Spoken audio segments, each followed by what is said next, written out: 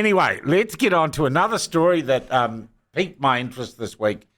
Out of our good mate Chris Lynch from Chris Lynch Media in Christchurch wrote a piece about a group I had a look at. We had a sniff round last year called FACT Aotearoa. But Chris has stayed on that case, and this group, this interesting group, is making all sorts of waves, including with Winston Peters. To find out more, we're joined on the line now by our friend Chris Lynch. How are you? Good morning, Sean. I'm well. How are you? Very well, thank you.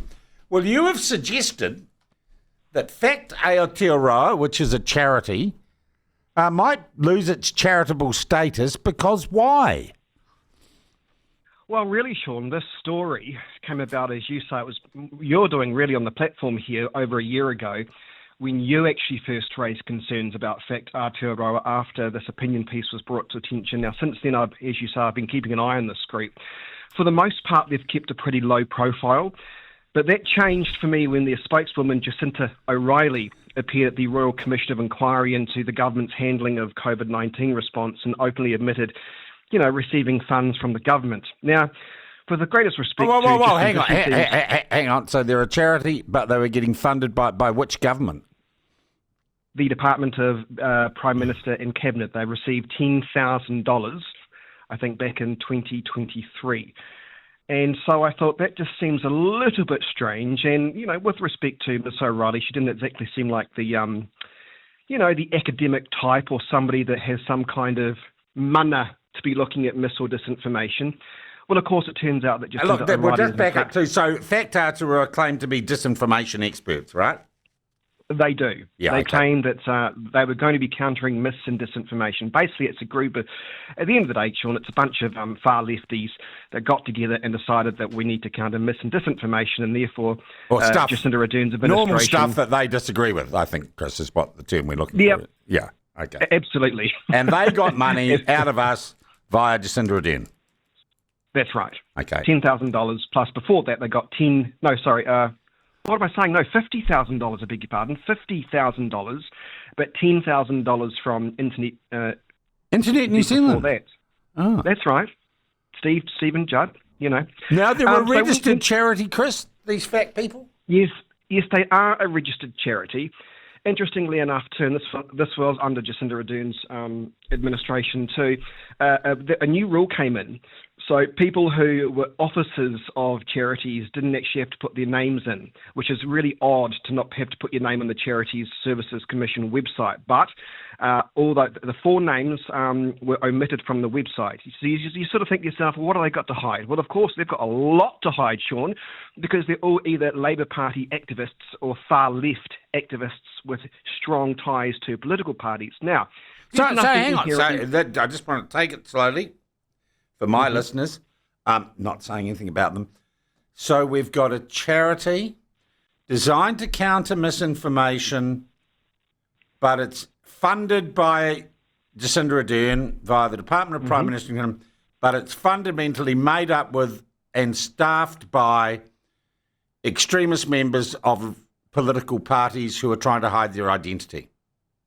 Yes, okay, absolutely. That's right. Got that, because that sounds, well, I just use the word bent, corrupt, underhanded.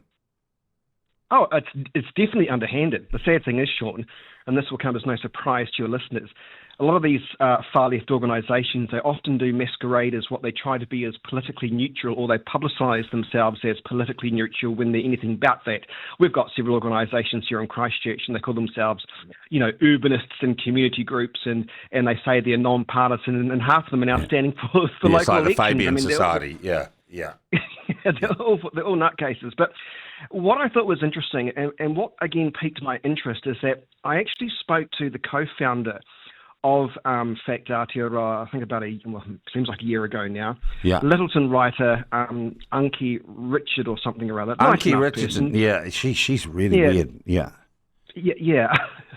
She's also the founder of Decult, and she held this sort of seminar in Christchurch months ago now about cults and all that sort of stuff, which was, probably interesting in itself, and that's why I got her on. I didn't really make the connection that she was from FACT Aotearoa. But I'll tell you what made my ears perk up and think this is odd throughout the course of the interview, she was speaking about what she described as cult leaders and how they behave and this sort of things. And she was very pro-mainstream media, and she sort of said, in order for us to get our information correct, we must always follow the mainstream media, which I thought was kind of weird things to say. But anyway, as she was discussing cult leaders, I felt like she was actually giving me a description of Jacinda Ardern and the way she performed and behaved throughout COVID-19. And I just couldn't, the irony was absolutely striking. But there was also a sense throughout the interview, there was just there felt like there was a layer of, I hate the right wing, I adore the far left. And it's hard to explain, but it was just what I got from the interview that made me feel slightly uneasy. And so, of course, when I put two and two together and realised she's actually a political activist along with her husband, you sort of think, now, what's his name? This isn't good. I can't think of his name now, but he's... Stephen Judd? No, not him. It's another guy, but to his credit, I suppose, I think he's an oncologist. So she often brings that line out to say that, what I'm saying must be correct because my husband's a doctor, therefore I get all my factual knowledge from who my else hubby. is involved? This guy, Stephen Judd, who was the head of Internet New Zealand. Yeah, that's correct. He was, or he is, I think, isn't he? I think he still is. And recently, I think the Free Speech Union. Well, they're trying to take over. We talked about that. Okay. And so of course, is he a political and of course activist? He doesn't like that. Oh, he is a political activist from way back, Sean. He's a Labour Party activist. He says so in some of his bios. And he's running Internet New Zealand. That's weird. Of course it's weird. I mean, he's a political activist through and through.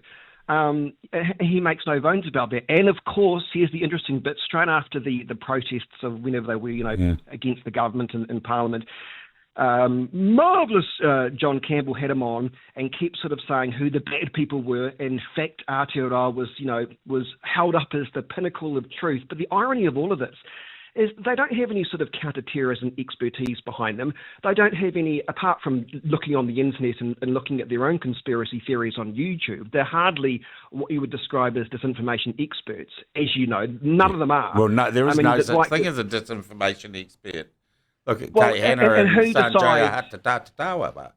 Yeah. Well, and also, who decides what is disinformation? Now, also, interestingly enough, is another person who's a member on this is good old Byron Clark, the self-described alt-right extremist researcher who previously stood for the likes of the Anti-Capitalist Alliance Party and the Workers' Party of New Zealand, both far-left, extreme far-left organisations that hate anything that makes money, basically.